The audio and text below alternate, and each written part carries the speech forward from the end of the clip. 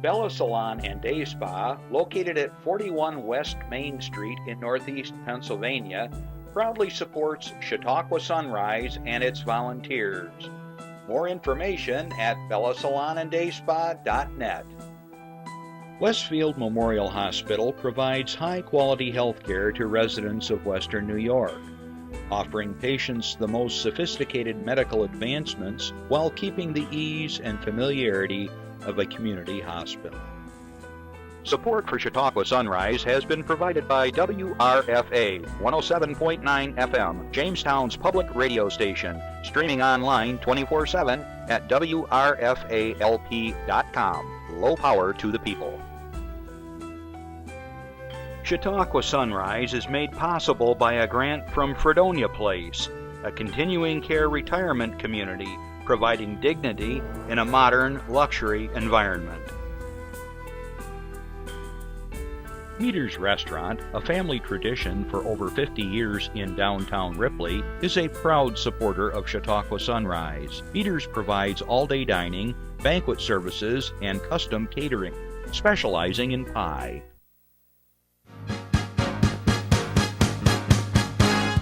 From the Access Chautauqua Studios in Mayville, it's Chautauqua Sunrise.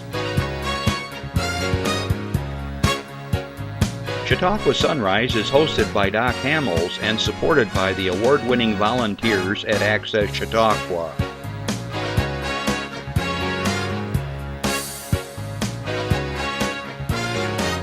We are here to share local news, colorful interviews, and events of interest to everyone. Chautauqua Sunrise is broadcast live Saturday mornings each week from 9 to 10 a.m. Send events via email or call us live. Check us out on YouTube and Facebook. And now, from the Access Chautauqua Studios, it's Chautauqua Sunrise. Well, good morning, everybody. I'm Doc Hamels, and welcome to Chautauqua Sunrise. It is absolutely gorgeous this week, hasn't it been? After we went through that stretch of hot and muggy weather, it's really been quite nice. Even the dog likes it. Well, what? Last night was muggy. No, down in Jamestown, maybe where I live, we had blankets on. It was so cool during the night. Oh, well. Well, good morning, everybody, and special good morning to all the folks over at Chautauqua Institution. Thanks for joining us today. If you can't stay tuned for the entire show, remember that we rebroadcast at 2 and 8 every day throughout the week. And if that doesn't help you out, you can catch us on YouTube forever and ever. We're out there as well. I'm going to tell you right now, today's show is one of the shows that I have been looking forward to for months, and I hope that you stay tuned because I promise you, you're going to love it, and it's going to intrigue you, and it's going to whet your appetite for historical research and all kinds of other things that are cool in this world. So if that doesn't pique your interest, put on some other show. I want to say good afternoon to all my listeners at WRFA 107.9, low power to the people. Thanks for joining us. Once again, just as I just said, this is going to be a great show, so please stick around and have a listen because I think you're going to enjoy it. I have a few things to share with you, and then we're going to get right to my guest who's been waiting anxiously to get on the show, working on this for months. So looking forward to it. Okay, first of all, I want to remind everybody that the Gary Rodeo, the folks were here just the other day, starts July 31st through August 3rd, so I promised that I would promote that one more time. It was a great show last week. Looking forward to that. Let you know right now, the Westfield Arts and Crafts Show, just down the road from here, is in full swing. They're going to be going all day today, I think till 5 o'clock. And I'll give a special shout out to the Westfield Memorial Hospital Auxiliary. They've got their pie tent, and I'm telling you right now, they sell by the pie or by the slice, and it's out of this world, so check it out. One of my favorites is the grape pie, by the way. Just a little plug there. Also, I want to remind you, this is a live show, and if you have a question for myself, my guest, or you have an announcement, give us a call at 753-5225, and don't be shy. And if you are a little shy and you don't want to talk on the air and hear your voice, just tell whoever answers the phone what your announcement is, and they get it to me, and it does happen here. So they tell me things in my earpiece here, so I know what's going on. Well, you know, folks, this past week since I've last talked with you, I've now realized the wisdom of having children and puppies when you're young. Our little 3-month-old puppy is giving us a good run for our money. Mr. Brody. He's a little Tibetan Terrier. Brody's a good Irish name. But he likes to nip and he likes to herd me. Justin, if you were here, he'd be chasing you around and poking you in the back of the leg to get you to move. Anyways, lots of fun. Good thing it's summertime. And house training him is challenging once again. All right. I have a few announcements to get to, and so let's get right to it. All right. Let's see. What do we have? Just mark your calendar. I'll just mention it quick. The 16th Annual Local Music Showcase for Infinity is September 7th, and that's from 6 p.m. to 2 a.m., and you pay $1 money, you get a wrist bracelet, and you go all over Jamestown listening to great music. All right, then this comes from the Chamber here in Chautauqua County, and they just want you to know there's a bunch of things coming up, and so I know I'm a broken record sometimes, but really and truly, there's so much going on here in the summer that this is hard to believe. So I'm going to kind of go through the list real quick. The Wild America Nature Festival is today and tomorrow. Is today the 27th? Yeah. Today and tomorrow, coordinated by the Panama Rocks and the Roger Torrey Peterson Institute. It's going to be held at Panama Rocks, and they're featuring nature-inspired arts and crafts, wild animal demonstrations, locally grown food, and lots more, and fun for everybody. It's a great family educational program there. And if you haven't been to Panama Rocks in a long time, just kind of rekindle all that fun that you had when you were a kid. Great place. Lucille Ball Comedy Festival is coming up August 7th through the 11th, downtown Jamestown, with more than 50 events and 30 artists. The huge festival attracts thousands of visitors to the community, including some of the largest names in comedy today. Boy, that comedy center has really been a gift to the area, huh? In Dunkirk, the second annual Great Lakes Offshore Grand Prix will be held August 16th through the 18th, so mark your calendar on that, and we'll be talking more about that as we get closer. All right, then the first Friday, August 2nd, coming up in the Westfield Barcelona Community Chamber of Commerce. They present this, and it's going to be on August 2nd. It's a family-friendly street fair held along Main Street and in Moore Park from 5 to 8. The spectacular evening features live music and entertainment, kid games, wine tastings, food, vendors, and a whole lot more. All are welcome. My Rotary Club, the Westfield Mayville Rotary Club, will be selling snow cones again and talking about Rotary. So stop and say hi to them. August 3rd, Silver Creek Yard Sales. Gosh, it seems hard to believe I'm already announcing August. The Hanover Community Chamber of Commerce invites one and all to the 26th Annual Silver Creek Yard Sale. August 3rd, sales will be held rain or shine. The cost to participate is only $10 per sale. Participants can register at the Silver Creek Optical over on Main Street, or they go online through the chamber at chautauquachamber.org. That's all you got to do and sign up. All sales register by 5 p.m. Monday the 29th will be listed on the map, and then folks get $1 and they go all over Silver Creek looking at all the different sales. So good way to get that stuff out of the attic or the basement. Okay, my buddy Ken Harley over at Rolling Hills Radio has their summer show August 4th at Chautauqua Institution. So let's see who they got. It's going to be Christine Levine and the Farmer and Adele. Clever. Will be the guest on this nationally syndicated radio show. While Rolling Hills is normally recorded during its regular season in front of a limited audience of 75 to 100 people in Jamestown, August 4th will be the August 4th, the popular show opens up to whomever would like to attend, and this one time per year event is free. That's good. The regular season is recorded monthly from September through April, but Rolling Hills goes on the road over the summer. Okay, Miss Levine is a singer-songwriter, guitarist, recording artist, author who has been working as a musician based in New York City since 1985. She decided to make folk music her life at the urging of Dave Von Ronk and never looked back. Christine just released her 23rd solo album. I don't even have one, which charted at number 5 for the month of September in 2017 at the International Folk DJ charts. Now, the Farmer and Adele are re-imaging the modern cowboy and cowgirl music while respecting its beginnings. Based out of Nashville, Tennessee, the Farmer and Adele, led by Grace Adele and Keenan Wade, leads the pack of a new wave of musicians revitalizing Western swing music Boy, I'll tell you, Western swing in its day was quite the thing, and I've seen videos of that, and lots of fun, and that should be a good time. Of course, Ken Hartley's unique interviewing style has become a trademark of Rolling Hills Radio. His folksy yet edgy persona, I bet he wrote this, has a way of bringing out the humor, pathos, and inner workings of his guests with a singular, disarming, and engaging charm. I'm not exactly sure what that all means, but he does a good job. All right, we got a slide here. The Curse of the Comet. Ripley Library Players presents The Curse of the Comet, August 8th at 6 p.m. at Quincy Cellars over in Ripley, New York. Tickets are $25. Pre-sale at the door, they're $30. Ticket includes a buffet, cash bar. If you're interested, give them a call at 736-3913. Looks like a lot of fun. Our very own Emerald Weish is a flirtatious scientist, she tells us, and she's right in there. Okay, let's see, what's this one? Okay, the Chautauqua Center that's the name of it, has scheduled its 6th annual Family Fun Day in recognition of National Health Center Week for Friday, August 9th. And they anticipate a large turnout of community members and their families, as well as local organizations in attendance. The Chautauqua Center has quickly grown, as we've heard here on our show, and they've got 6 sites open, which includes administrative offices, 2 in Jamestown, and they're anxiously awaiting the new site's grand opening there in Jamestown, and they got 4 sites in Dunkirk.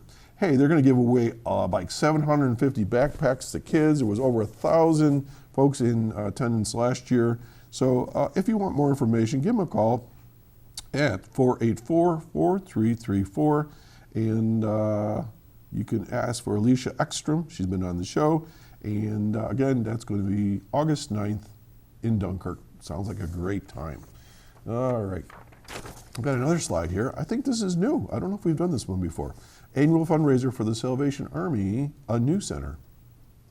The Swamp. That's what it says. The Swamp. Cordially invites you for the first annual fundraiser for the Salvation Army, a new center. Chicken dinners, tickets, $10. Chinese auction sold on location. Raffles. This is going to be held on August 10th, 2019 from 2 p.m. to 9 p.m. over at Jones and Gifford Avenue.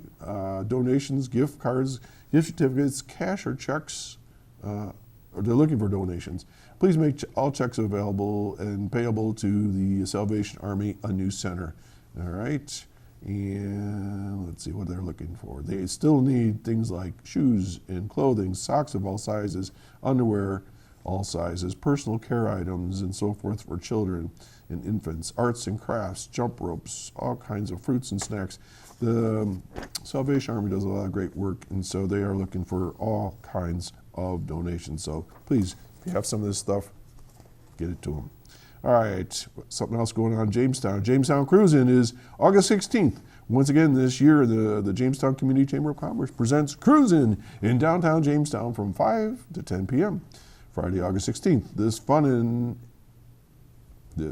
annual event is a great time for the whole family.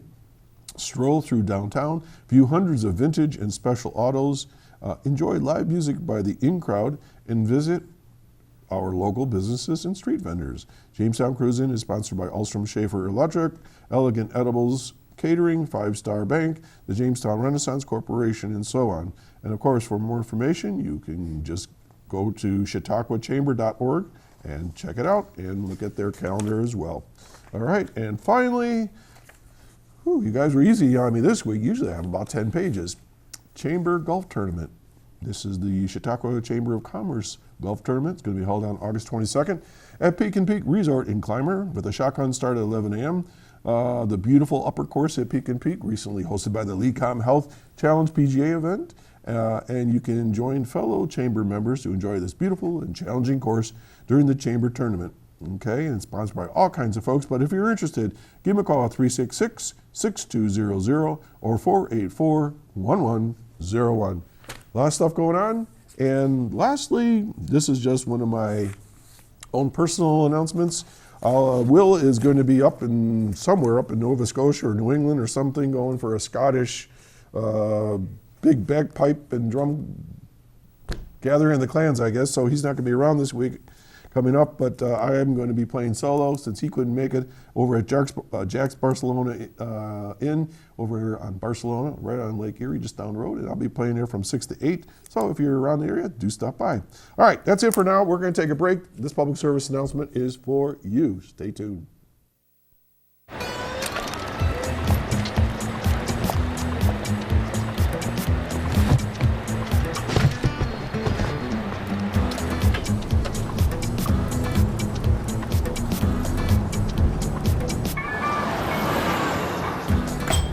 It's a short ride from your neighborhood to your naturehood. To find a neighborhood park or green space near you, visit discovertheforest.org. I have one more thing I forgot to share with you, and I knew I forgot. Last week, we had John Swabick here on the show, who we interviewed, and he was going to California to participate in the Juniors Olympics. And if you haven't caught it, wind of it, John placed second, got silver, and he is now an All-American Olympian from Sherman, New York. So good on you, John. And I'm happy to say we've now had a U.S. Olympic champ here on our show. So right now, I want to go right to my guest who's been patiently waiting to come on. I have a keen interest in history, in things that are archaeological. I love to dig in the ground and all that sort of thing. There's been a show that's been on TV called The Curse of Oak Island, and I've been watching it from day one. And I have Jim McQuiston with me right now, who's been there and has written books all about it. But he's got theories we're going to talk about. So good morning, Jim, and welcome to the show. Good morning. We Thanks did it. for We having finally me. got here. Yeah. We've been working on this for, a few months now Yeah. to get you here. Well, I'm happy to be here. I love talking about Oak Island. I bet you do. But before we do that, Jim, you and I discovered so much that we had in common before we even got on the show. So could you give us a little background about yourself and what you've been doing? Well, I was in print and publishing for most of my life, and I also played music. I've played music actually for over 50 years, and so now I'm retired, so all I have to do is play music and write books. And we have two bands, my wife and I. It's Celtic Creek, which plays Scottish Irish, and Drunken Sailors, which plays like pop music. And so we play around at marinas and campgrounds, things like that. And then I have a little studio at home where I sit in there for endless hours and research and write books. And I've written a number of them. So how did you get started even in the business of writing and publishing? Well, actually, that was way back in 1970, and I was working construction, and the gentleman that ran the Corey Evening Journal, which that was my hometown, he said, "I hear you need a job inside for the winter." And I'm like, "Okay, what is it?" Well, he took me and showed me this big process camera that used to make the film for printing in the old days, and I just fell in love with the business immediately.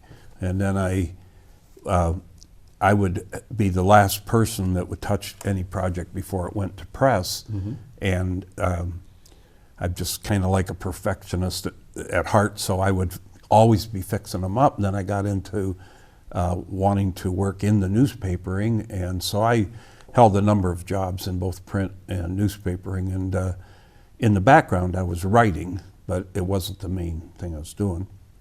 So I wrote a family history, I think in 2002, which is 286 pager.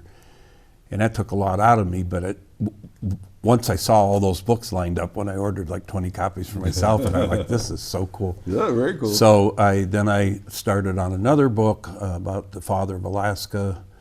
And so when I knew I was going to retire, I retired a little bit early, but I thought, well, if I could continue to write books on whatever subject it would be, and I sold a few a month or whatever, that would be additional income besides the band to make up for what Uncle Sam didn't pay me. And so it's been working out, and I just love taking like a blank screen and making a book out of it, basically. And Wow.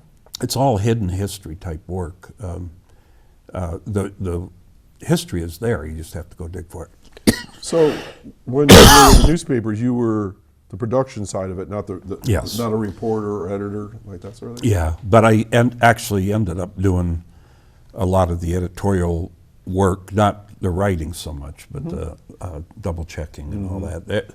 The whole range of print and publishing. I even worked for a magazine for a while. I worked for a fashion magazine. That was my last job I had, running a Photoshop department. So I ran the gamut. All country trained, they call it. I didn't go to school for it. I just learned. That's the best.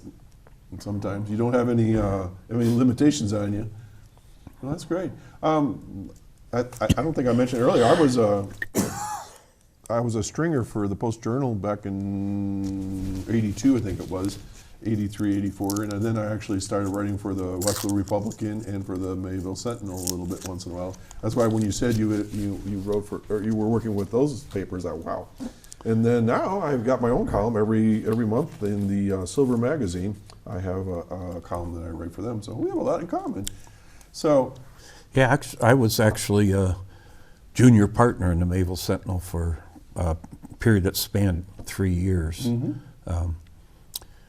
It was fun. Yeah. I did it, again, it was everything from sweeping the floors at night to going out and taking the photos and writing articles and all that. And I always sort of leaned towards the writer, but it was like, it was more comfortable being a production type person. You were behind the scenes and you just had to kind of figure things out. But then when you put yourself out in public with either writing or just actually going to the VFW to take photos and all that, you know, and there was more pressure on you because everybody was counting on you to either get good photos or have a good article, you know. So, but I just always liked to write, so I've been doing a lot of that lately. So with writing, it sounded like your family history was like one of your first works then?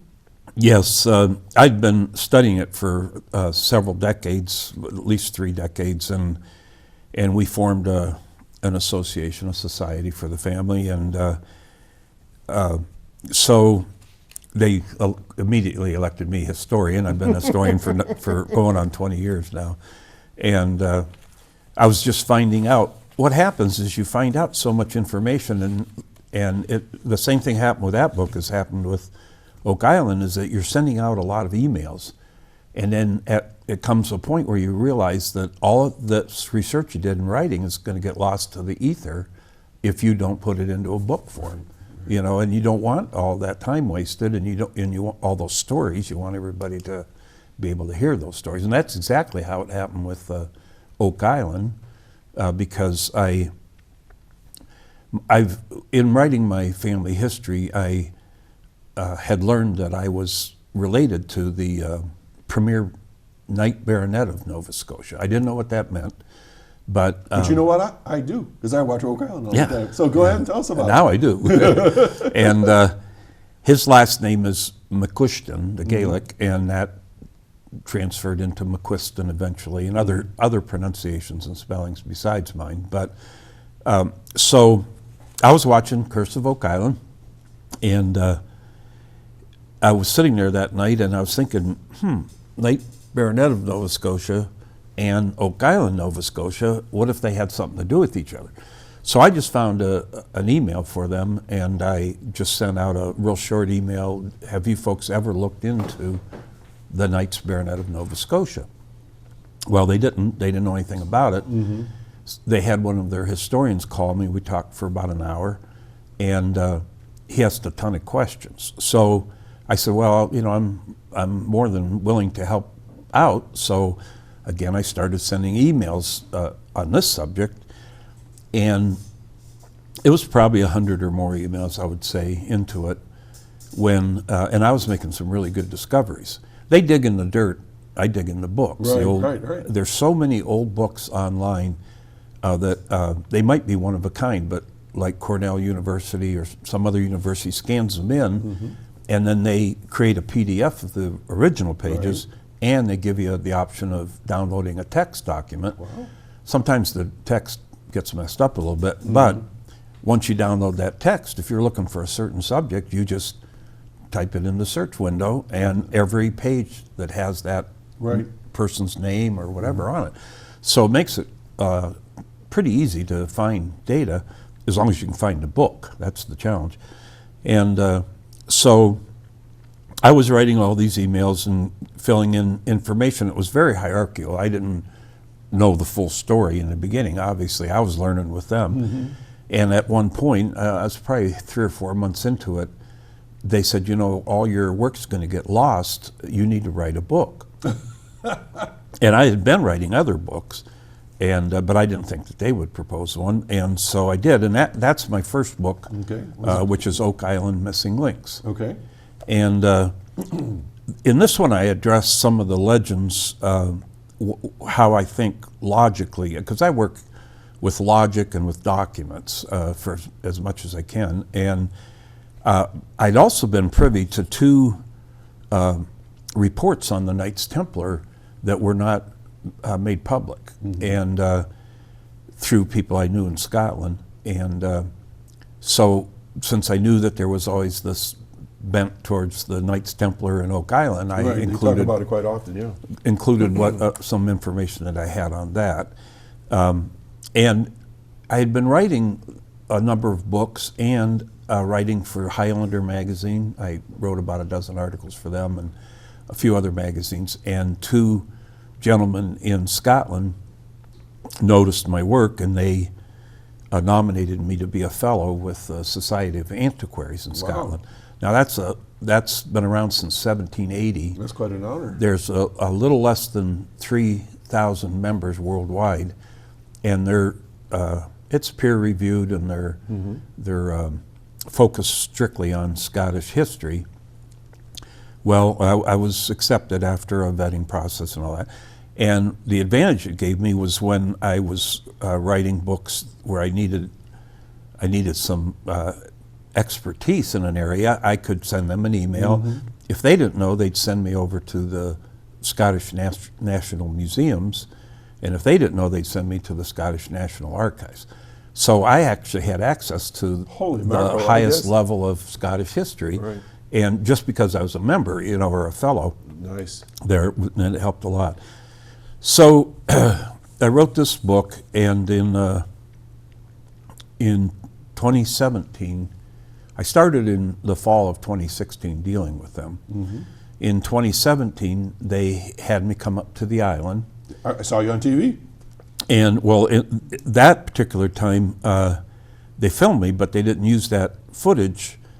But they asked enough new questions to get me going on a more specific path. But I have to tell you that I was the last person to present in the old war room. The old war room was kind of like a tool shed. It was not totally stable, and it didn't have very good air conditioning. So they had moved so many artifacts and articles, things like that, in there that they were concerned with them deteriorating. Yeah, preservation, yeah. And also, it was right as you crossed the causeway over to Oak Island. And so they'd be in the middle of filming, and tourists would come in that they didn't have a tour ticket, but they'd just come in and step foot on the island, and there was a lot of noise and all that. So they built a duplicate war room up around the corner where tourists can't go, and but they made it look exactly like the old one, but they put central air in it, and they actually expanded it a little bit, and they built in better lighting for filming. Jim, let's hold a second. We have some slides that kind of shows where Oak Island is, and maybe you can give us a little bit of a get our bearings here. So Jeff, you want to pop up those maps one at a time, maybe? Here we go. So this is Oak Island. A lot of people say it looks like a little elephant. Oh, yeah, And down in the lower left, you'll see a road going across. That's a causeway that was put in 1967. that's where you always see all the heavy equipment coming across to come onto the island. And that's exactly why they put it in, because they were bringing in bulldozers and items like that for the first time. And right at the very end of that was the war room, the old war room. So you can see that it was right there. Yeah. So as tourists were coming over or looky-loos, First thing you see. you know, they'd be filming or whatever. So they moved it up a little ways to the clearing that you can see up above that. That's where it's located now. They have a gate, so they don't allow people to go up there. And then the lower road along the bottom of the slide, that they call that the Swamp Road, and it goes. That was built in the 1930s. And it goes past the swamp. You can see the arrow to the swamp, and then it runs around up to the money pit at the top of that little hill there, and around to Smith's Cove, which is to the far right. So before we leave this slide, for those that may not be familiar with the Curse of Oak Island and your work, elevator speech, what is Oak Island and why is it even a big deal? Well, it's an island in Mahone Bay, Nova Scotia. It sits towards the back of the bay, and there were a lot of rumors about pirate treasure being buried and other treasures being buried, and 3 men found a pit where you can see on the slide where it says the money pit. They just found a depression. It was down about a foot in the ground, and it was about 13 foot across. And so they started digging, and they dug 30 foot on their own, and they found an oak platform every 10 feet.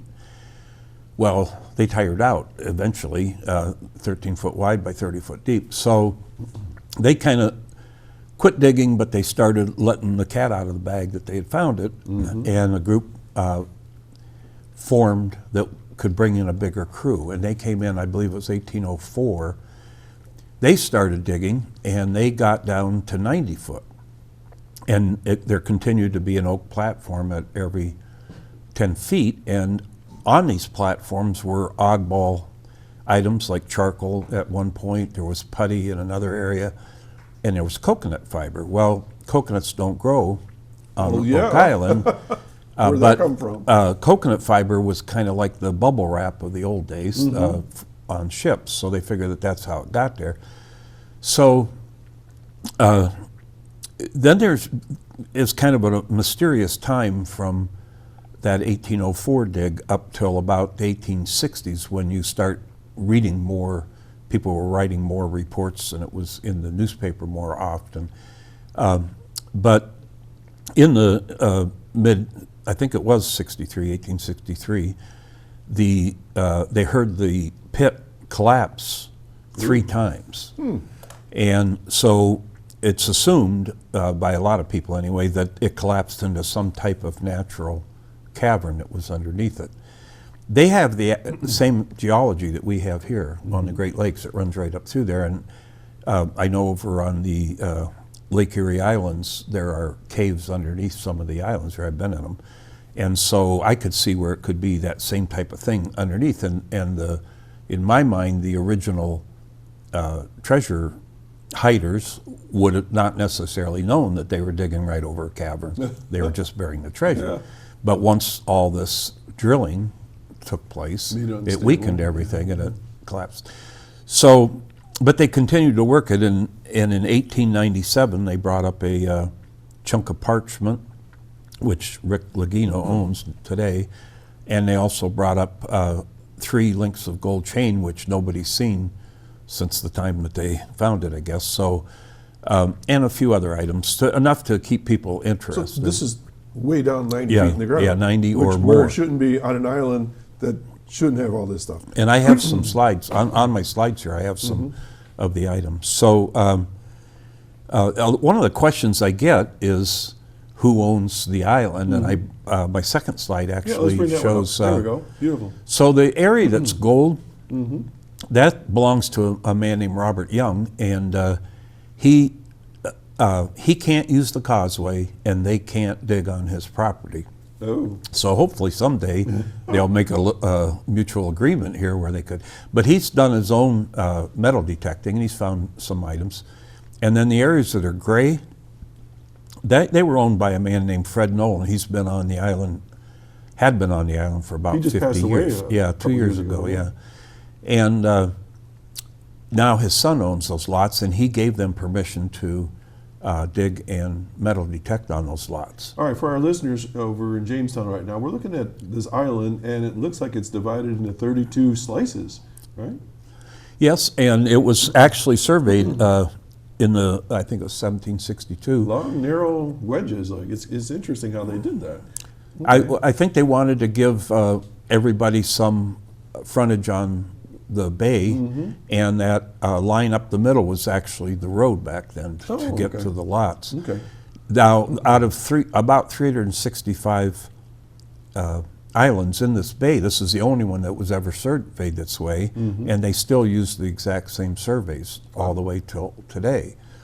So then the balance of the lots, which are in white, are part of the Oak Island Tours group, and that the principals are Marty and Rick Lagina and Craig Tester. Right. And then Dan Blankenship was, and he just passed away too. Where it stands with his son Dave, I don't know the split. You know, I suspect negotiations are going on right now to resolve that issue. But while this slides up, the interest at Smith's Cove in the swamp is based totally on the fact that they found a number of parts from ships in there. So they think that something happened, and I had conjectured right off the bat that a ship had wrecked in that area, and I found two depth charts. Actually, Doug Kroll, who's one of the historians on the show, showed me the first one, and then I found an additional one that showed that the waters off the island are up to 30 foot deep in places. Well, the draft on these old ships, tall ships, were only 12 to 16 foot, so you could easily get close to the island. You could certainly get to the island with a skiff or a tender boat like that. And then this year, I was lucky enough to spend a couple hours with a sea captain, a lifelong sea captain from Cape Breton, Nova Scotia, and he swore up and down it's 30 foot because he said, I dove in it. I know it's 30 foot there. So I had continued sending them. After I got the questions from my first meeting, I continued to get questions, and that is about the time that I developed the theory about the sunken ship, and that resulted in the second book that I wrote that they suggested I write, because now I was narrowing it down to 1632. The name of the book is Oak Island 1632, and I actually put a graphic of a sunken ship there because that was part of the story that I was telling. Then they had me come up for that one. That was in 2018, and that's the one that you saw the film footage of on April 9th of this year. Okay. And at that point, I thought that I had it narrowed down to the people and the year and possibly the reason, but I wasn't 100% sure on that. Again, a lot of questions were asked, and so I continued down that same path, and it resulted in a third book, which is, they didn't recommend this one, but I knew I had to write this one because this is the final story. Okay. Part of what developed was the discovery of this medallion. Now, this was not discovered on Oak Island. It was discovered up at Newroz, and actually, if you go to the next slide, yes. Here we go. That's what Nova Scotia looks like, and it's out on the very eastern end of Canada. It actually was originally one of the American colonies, and when they divided up Canada, there were a lot of people in Nova Scotia that wanted to go with the United States, so there were some battles over that. But you'll see I have three markings there. Number one is Oak Island. It's in a bay. That's Mahone Bay there. And that edge of Nova Scotia is very ragged because it's getting the waves and the wind off the Atlantic. But the backside of it is very smooth. And that's because it's protected. That's called the Bay of Fundy back there. And so that is where the French first settled, at a place called Port Royal, because you could get in there pretty easily and you were protected from the weather. Sure. That's actually the most fought after spot in North America. There's been 13 major battles over that piece of land right there because it's so choice. Now, Jeff is talking to me in my earpiece. So the landmass to the left of that, of Nova Scotia, that's Maine? That's New Brunswick. New Brunswick. But So Maine is right below it. Yeah, okay. right below it. So for my listeners, we're looking at Nova Scotia, and Jim, you identified number one is Oak Island. That's just a teeny tiny little spot now. Oh, yeah. I mean, so how many acres? I mean, how big It's is it? 140 acres. So it's not that big. No. Wow. And then the dot in the middle, that's Newroz, and it's a very small community, but a foundation was found there a while back, and it's pretty dilapidated. In fact, most of it you can't even see anymore because of vegetation or whatever. And they go there from time to time, if I'm not mistaken. And there's a well built there next to the foundation that's extremely well built. It's if you look down in it, the stonework is very nicely done. It's very deep and quite wide. And so this medallion right here, this is a 1671 Knighthood medallion, Order of the Garter. That's the highest. Let's zoom in on that, Justin, just so folks can have a little look at it. And the photo that you're looking at is the best photo ever taken of it. So this is 1671, a medallion from where? From Great Britain, Okay. the Order of the Garter Knighthood. Is that St. George and the Dragon, I'm guessing? Yes, it is. Okay. And All right, super. the gentleman that found it, he's a very cautious person, so I don't mention his name, but Yeah. he found it in the 1970s. Since about 1980, the government has pretty strict treasure trove laws, Oh, I bet. particularly if it's culture and heritage oriented, they want it. And so we actually had to get a letter from the government to him saying they won't take it away from you, promising they wouldn't take it away from him. And legally they couldn't anyway because it didn't pertain to earlier than 1980. But he was playing with his Tonka toys as a young boy and he found it just under the surface. Wow. And so they didn't know what it was, and it had French writing on it, which I figured out why it did. But so they thought it was a French medallion, and there only existed one Polaroid photo of it. But I had heard wind of it, and I was working through Doug Crow, and I tracked it down, and it was actually the highest knighthood honor that they ever give out in Great Britain. And there were only 3 men that received this Oh boy. in Here comes, 1671. I feel something's coming now. So one of them was the King of Sweden, and they had his medallion in a Swedish museum. It was part of a collection. That collection got stolen and melted down. Okay, so check But they off had one. but they had photographs of it. So Okay. they gave me a photograph of it. The second one was for a man, his title was John of Saxony, and the British Museum has that or has access to it. It's in a collection called the Hawkins collection. But they had photos on their website, and I was able to talk with the curator of coins and medallions there.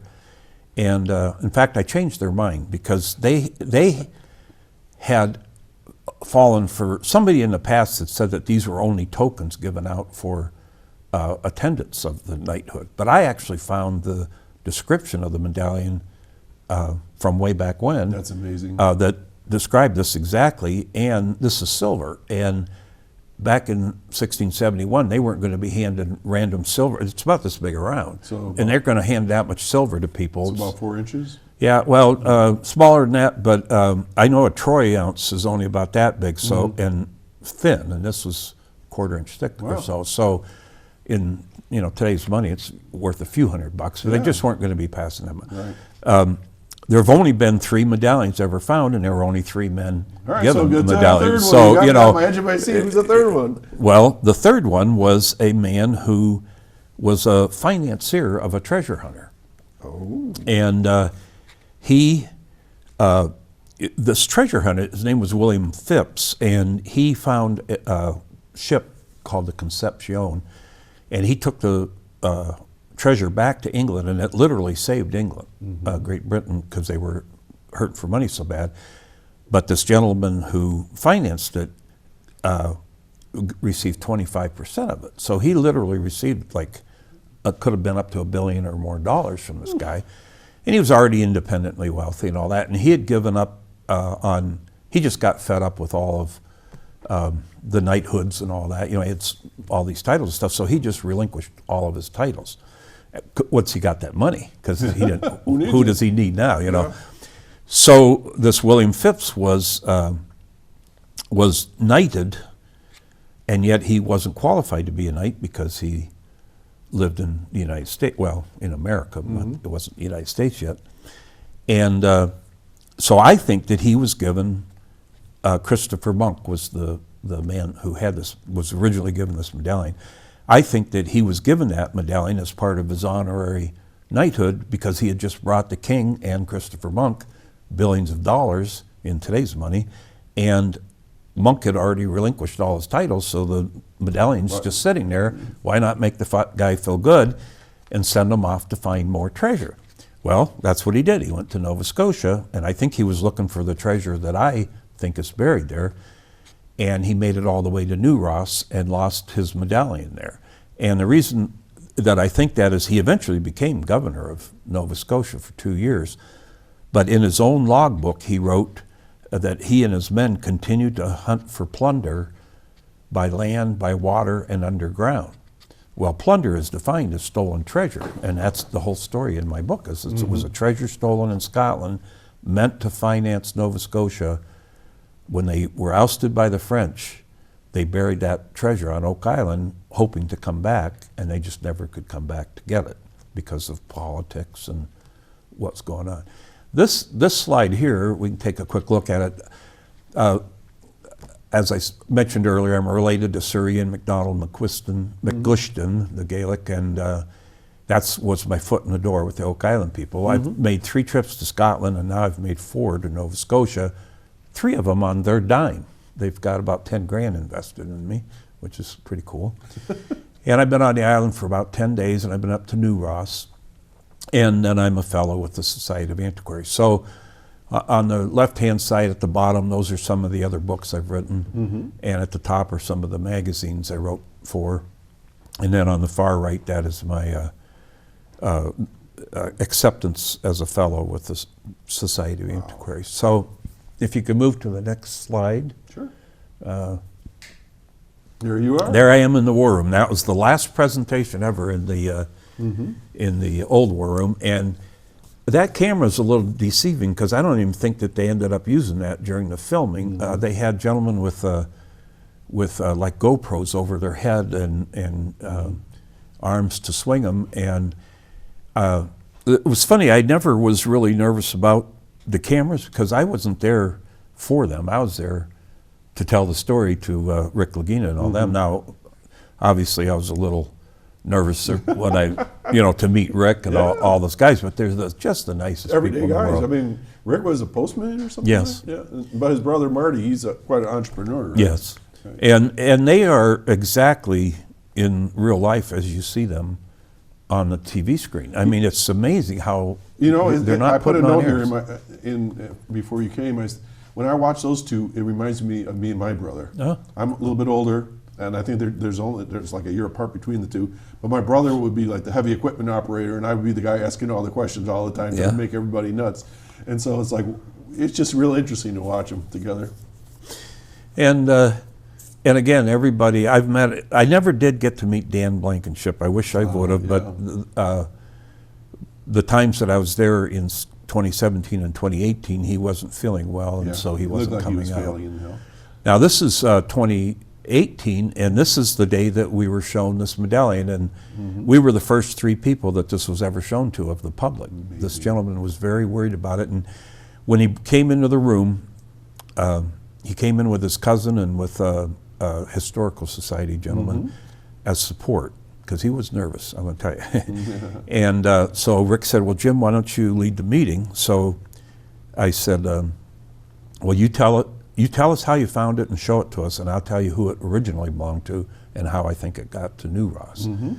Because it was found just a stone's throw away from that foundation. That's amazing. So that's how the meeting went, and he let us photograph it, and that photograph I'm taking probably is the same one on my book. I took a lot of them, to make sure the lighting was right, because there were never any good photos. There's only this one old Polaroid, so I think I have the only good photos of it. And of course, Rick and Doug were just chomping at the bit to get their hands on it. And they wanted to measure it, and they had a magnifying glass and all this stuff. And so the funny part about it was we had filmed Thursday and Friday. Thursday in the war room, Friday up at Newroz. The cousin of the gentleman that found it showed us where they found it. He was with them at the time, so he showed us where they found it. So they said, the cousin said, well, I don't know if I can get him to show it to you. Maybe next week. And I said, well, it can't be next week because I'm leaving on Sunday. So if he wants to hear my input on it, it's got to be tomorrow. And so that's how we left it. So at 8 o'clock in the morning on Saturday, I get the call, you got to get down to the island. He's going to be here at 10 o'clock with the medallion. And I mean, this is major because nobody'd seen it since 1970. And before that, nobody's seen it for a couple hundred years. So we get down there, and Rick's on the phone with one of the producers saying, you got to get a crew down here to film this. And they're telling him they can't. And he says, here, Jim, you talk to him. So Rick Medina hands me his phone. And I knew the guy a little bit because I'd been dealing with him with, I think it was the car rental of all things. I said, this is a big moment for not just for Oak Island, but for Nova Scotia. Yeah. Former governor, whatever. And he said, we just can't do it. Our crew works like 12-hour days, 10, 12-hour days. They're all gone. They're off to the beach or whatever. So we didn't get Prometheus film cameras in there that day. So the only footage is actually a lot of photos that my wife took of the event and some that I took of the event.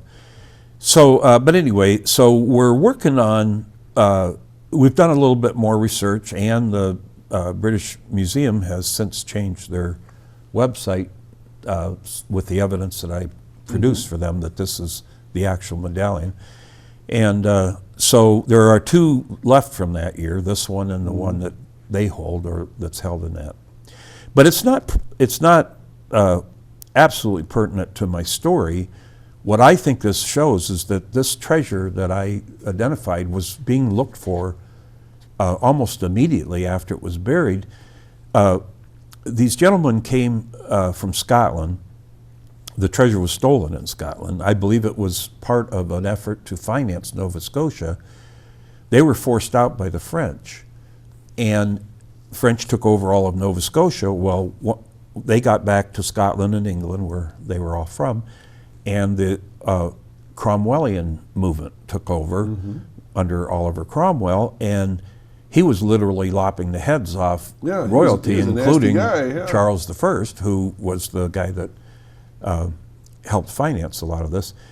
And so they couldn't go back comfortably and start digging with the idea that either the French or Cromwell's men would swoop in at the last minute and take the treasure. They weren't about to do that. Holy mackerel. So I think it was guarded by people that knew it was there. The people that were involved in this settlement in Nova Scotia, they were under the banner of the Knights Baronet of Nova Scotia. And the first 7 Freemasons in history, and what I mean by that are accepted non-operative Masons, were all connected to these Knights Baronet. From Scotland. From Scotland. I've heard the very same. And all of these people also had history back to the Knights Templar. And this was one of the questions that Rick asked the first year was, can you connect this at all to the Knights Templar? And I said, well, I know there are some connections. As it turned out, I went through every single person on the list. There were about 100 that had been made Knights Baronet, and they all had some kind of trail back to the Knights Templar, including William Alexander is the man that was given Nova Scotia. His family owned former Knights Templar land. Only reason I knew that is because I received these special Knights Templar 2 reports that, through my contacts to the fellowship with the Society of Antiquaries, that were not made public, but I had them. So I just went through. The one man had extracted every single mention of Knights Templar in any official document in Scotland. Well, that was a long, long list. I bet. And it showed the Alexander family property was 2 different pieces of property were chartered to that family from the king that were former Knights Templar property. And then one of his partners was Robert Gordon, and his family still owns today a castle that was a Knights Templar castle. Wow. And that's just a couple of in this book particularly, I go into a lot of detail of the connections of the Knights Templar now, to the Knights Baronet, they were a special group that was given these titles from Scotland? Yes, and well, King James had been the King of Scotland, and when Queen Elizabeth died, he inherited that title too. So he was King James the First of England and Ireland, but he was King James the Sixth of Scotland. And he tried, with the help of William Alexander and actually Sir Francis Bacon, the two of them tried to help him combine it into Great Britain, and he actually coined the term Great Britain. But the Parliament and the people really didn't want it to happen because they liked their national identity. The Scots wanted to still speak Scots, you know, and they'd been at war for so often that it was a hard egg to crack. So even with those powerful people, it didn't end up happening for a while. In fact, it still hasn't happened because Scotland is still very Scottish. Okay, so help me now. So I know the Knights Templars go back to like the 1100s, 1200s, or something like that. Now we're talking 1600s. So what was going on for 400 years? Well, I think they closed them down in 1300s, 1300 something or other, and Black Friday. And then they supposedly they had treasure that went to Scotland. I mean, that's the Knights Templar story. So is that treasure the same? That's a different treasure though, right?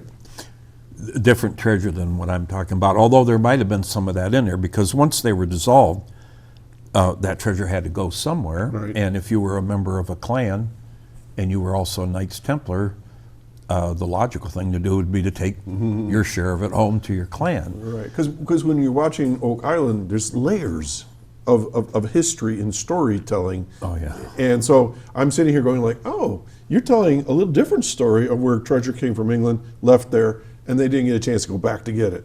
Then you hear about the Knights Templar who brought stuff from Jerusalem or wherever and brought it and dumped it there. And then you hear about the Indians and you hear about the French. And so, well, I don't feel like the actual Knights Templar, you know, from the original movement were ever on Oak Island. I feel that it was the heirs of them, these people that became the Knights Baronet. And I was able to trace 25% of the names on the official list of Knights Baronet back to some kind of, and there's one family in particular, the McLean family.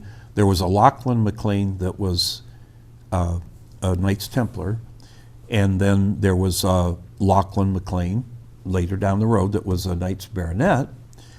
One of his descendants, James McLean, became the second Grand Master of the Freemasons in France when they were trying to help. Right, so long lines back to everyone. Well, it goes all the way to Oak Island because John Smith, who was one of the three men that found the treasure, his mother was a McLean. Okay. So you have that connection all the way through. So there's a lot of connections like that in my Jim, book. we're down to about a minute and a half left. I mean, this story. Oh my gosh, we're just getting started. Yeah. So let's pop up the last picture, Jeff, and Jim, tell people how they can get a hold of your book. I mean, I'm intrigued. Well, the books are all on Amazon.com, of course, and they're also for sale at the Interpretive Center on Oak Island. And this last slide here, this is me and Rick Lagina, and he had asked me for a quote, and I didn't know what he meant by a quote in the beginning. Do you want me to write a book for you, a quote on writing a book or whatever? He said, no, I want a quote to put on the wall.